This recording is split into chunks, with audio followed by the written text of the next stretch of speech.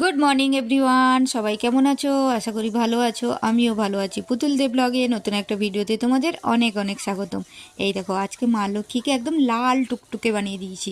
পাশের যে মা লক্ষ্মী দুজন আছেন তারাও লাল লাল শাড়ি পরেছে, ওই জন্য আমি ভেবেছি আজকে মা লক্ষ্মীকে লাল শাড়ি পরাবো।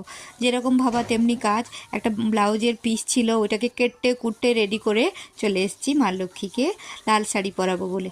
তারপরে রবিবার বলে একটু ল্যাথ খাওয়ার দিন ছিল, ওই জন্য সারাদিন আর ভিডিও করা হয়নি। সন্ধ্যেবেলা ছেলের জন্য একটা বার্গার বানালাম, হোমমেড বার্গার, ওই জন্য অত কিছু নেই ভাই, আমার কাছে যেটা আছে সেটা দিয়ে বানিয়েছি।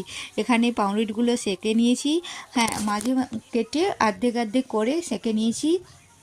তার উপরে একটা ডিমের অমলেটের যে একটা প্রলেপ দিয়ে দিয়েছি, তারপরে শসা কুচি, টমেটো কুচি, পেঁয়াজ কুচি দিয়ে দিয়েছি, আর একটা অর্ধেকটা ওর উপরে ধামাচাপা দিয়ে দিয়েছি, ওতেই তারপরে মা ছেলে খেয়ে নিয়েছি।